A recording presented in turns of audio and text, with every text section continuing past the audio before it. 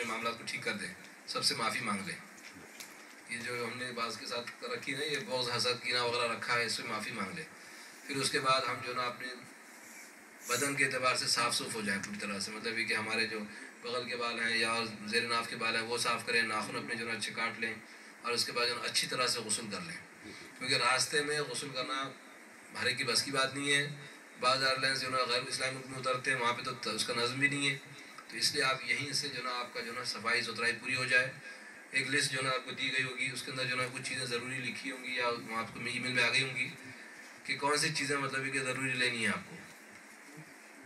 اور یہ سب ہونے کے بعد آپ کو احرام وغیرہ جو نا کہاں پہننا ہے آپ کو؟ جہاں پر آپ کو جو نا وہ کنیکٹنگ فلائٹ ہوگی وہاں پہ آپ کو، جس کا ڈائریکٹ نہیں ہے. ڈائریکٹ تو کوئی نہیں ہے نا؟ ڈائریکٹ ہیں جی. اچھا ڈائریکٹ جو ہے تو وہ جو نا پھر وہ بالکل جدہ سے پہنچنے سے پہلے وہ احرام باندھ دیں گے، تو ان کو نیو یارک سے پہن لینا اچھا ہے. تو کیونکہ راستے میں جو نا وہ نہ غسل کرنا آپ کو آسان ہوگا، تو غسل کرنا اور وضو کرنا، نماز پڑھنا، یہ جو نا سنتوں میں سے ہے. جب ہمیں موقع ضرور تو ہم اس کو ضرور کریں گے. جیسے آپ جو نا دبئی میں رک جاتے ہیں، آپ جو نا مصر میں چلے جاتے ہیں، تو وہاں اترنے کے بعد پھر جب آپ دوسری فلائٹ آپ پکڑتے ہیں تو اس وقت جو نا جس کو غسل کرنا ہو، احرام باندھنا ہو، احرام باندھ لیں. احرام باندھ کر احرام کے بعد جو نا 2 رکعت نماز پڑھنی ہے. یہ ہے اس کو تحیۃ الاحرام، احرام کی 2 رکعت نماز پڑھنی ہے. یہ نماز آپ کو سر ڈھانپ کر پڑھنی ہے، اور جو نا اگر ٹوپی نہیں ہے رکھ دیا تھا اندر تو جو نا اس کو جو نا آپ احرام سے کور کر کے، کیونکہ ابھی آپ محرم نہیں بنے، آپ 2 رکعت نماز پڑھنی. اس کے اندر پہلی رکعت میں سورہ کافرون، قل یا ایھا الکافرون، دوسری رکعت میں قل اللہ احد. یہ پڑھنے کے بعد آپ جو ہے دبئی سے سفر کر رہے ہیں، تو جب جہاز میں بیٹھ جائیں گے تو ابھی نیت نہیں کریں. ابھی نیت نہیں کریں. آپ جو ہے اگر اس سے کوئی اور جگہ سے لفتھانسا سے یا کہیں اور جگہ سے آپ بیٹھ رہے ہیں تو ابھی نیت نہیں کریں. جب جہاز اڑ جائے، اڑ کے آپ کو لگتا ہے کہ اب جو اڑ گیا، کیونکہ بعض مرتبہ ایسا بھی ہوتا ہے کہ نیت کر لیا سب کے لیے، جہاز کینسل ہو گیا، تو آپ مطلب تھوڑی دیر اور لمبا آپ کو جو نا مطلب ہے کہ احرام میں رہنا پڑتا ہے. اس لیے جہاز کو اڑ جانے دیں. ہوتا ہے نا کہ عام چیزیں بھی کینسل ہو گیا، لیٹ ہو گیا، تو جہاز میں بیٹھ کے جہاز میں اڑ جائے گا، اس کے بعد آپ جو نیت کریں. کیا نیت کریں گے؟ نماز تو یہیں پڑھ لی تھی نا ہم نے ایئرپورٹ وغیرہ پہ.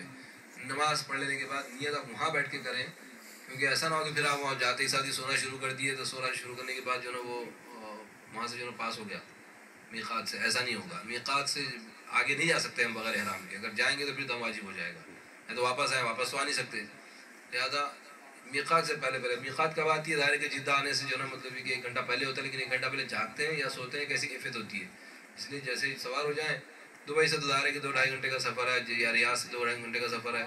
اسی طرح سے اس سے ایجپٹ وغیرہ سے بھی جو نا 1-1.5 گھنٹے کا ہی سفر ہے. تو اس صورت کے اندر یہاں پہ چڑھتے ہی آپ جو نا جیسے جہاز اڑ گیا نیت کر لیں. کیا نیت کریں؟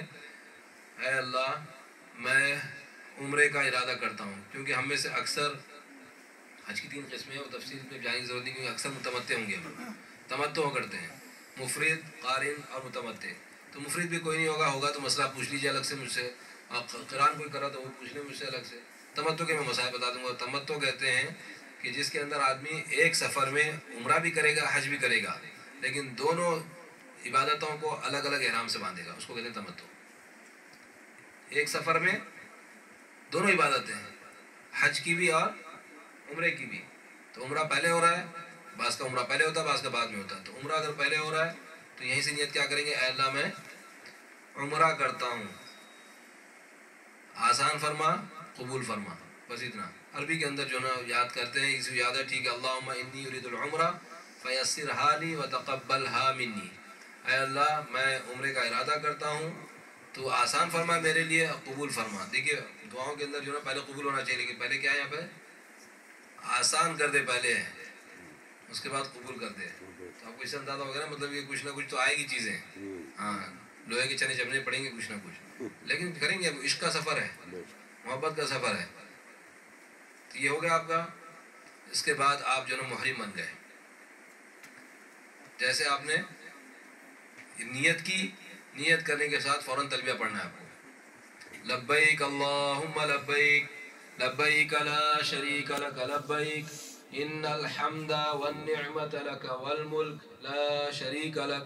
اس کو اسی طرح سے یاد کریں، 4 سانسوں میں پڑھنا ہے آپ کو. لبیک اللہم لبیک لبیک لا شریک لک لبیک ان الحمد والنعمت لک والملک لا شریک لک، اس کو 4 ٹکڑوں میں 4 مرتبہ سانس توڑ کے آپ کو پڑھیں گے اس کو. یہ آپ نے پڑھ لیا. مرد حضرات آواز سے پڑھیں گے، عورتیں آہستگی سے پڑھیں گے. 3 مرتبہ کم سے کم پڑھیں، زائد تو آپ کو چلنا ہی ہے. یہ احرام ہو گیا آپ کا، نیت کر لی آپ نے. کپڑے تو وہیں سے پہن لیے تھے جیسے جیسے پہنا تھا. کپڑے کے بعد نماز کے بعد نیت کو ہم نے مؤخر کیا تھا تاکہ کوئی ایسی جو نا کوئی ایمرجنسی وغیرہ نہ آئے. تو آپ نے نیت کیا اور تلبیہ پڑھ لیا تو آپ کیا بن گیا؟ محرم. مرد بھی عورتیں بھی. عورتیں اپنی جگہ پر مطلب ہے کہ ان کو کوئی کپڑے نہیں ہیں ان کے لیے، جیسے ان کے کپڑے ہیں اسی کپڑوں میں اور ماڈیسٹی اور جو نا مطلب ہے کہ ڈھیلے ڈھالے کپڑے ہوں، ان کے پورے بال وغیرہ ہر چیز کور ہو، ان کی سر پورا کور ہو ان کا. تو ان کے لیے جو نا وہی شوز، وہی ان کے جو نا مطلب ہے کہ جو بھی ان کے گلوز وغیرہ پہنتے ہیں وہ پورے پورے ویسے رہیں گے. ان کو اللہ تعالیٰ نے بہت آسانی دی ہوئی ہے. آسانی ان کے ساتھ بھی، اس کے باوجود بھی کہا کہ بھئی عورتوں کا جہاد ہے. یہ حدیث میں فرمایا نبی صلی اللہ علیہ وسلم نے بعض اپنے ازواج مطہرات کو میں تمہیں جہاد بتاؤں جس میں کوئی کانٹا بھی نہیں چبھے گا، جان تو کیا جائے گی. صحابیات نے فرمایا یا رسول اللہ، فرمایا کہا کہ تمہارا حج، عورتوں کا، بوڑھوں کا، بچوں کا جو حج کرنا یہ بھی جہاد ہے بہت بڑا، کمزوروں کا. تو یہ ان کے لیے جہاد ہے بہت بڑا ان کے لیے بھی. تو وہ بھی نیت کر لیں. محرم وہ بھی بن گئے. اب محرم بن گئے تو کیا کیا چیزیں منع ہیں. اب وہاں پہ آپ کے سامنے جو ہے پیپر بھی دیا ہوا ہے ایک کو، کہ اس کے اندر یہ کہ مرد آدمی کوئی سلاوا کپڑا جو وضع کے طور پہ بنایا جاتا ہے وہ کوئی سلاوا کپڑا نہیں پہنے گا کسی قسم کا. اندر بنیان نہیں، نیچے کوئی انڈر ویئر نہیں، جھانگا نہیں، کوئی چیز نہیں، ساکس وہ بھی نہیں. آدمی کسی ہوائی چپل جس کو کہتے ہیں، دوپلی ٹوپی چپل کہتے ہیں یا کینچی چپل کہتے ہیں، جو بھی کہتے ہیں، وہ آپ یہیں سے لے لیں. ابھی سے یہ راستے میں آپ کو نہیں ملے گی. کتنی چپلیں چاہیے کم از کم؟ 2 تو یہاں سے لے لیں، 2 جوڑے. 2 لے لیں. پھر وہاں سے کچھ اگر آپ ایک ڈور سے گئے دوسرے ڈور سے جا رہے ہیں، وہاں جوتی گم ہو جاتی ہے تقریباً ہر نماز کے بعد. نہیں صحیح رکھے تو گھومتی نہیں ہے. اچھا. ہم ہی غلط رکھتے، غلط گھومتے رہتے ہیں.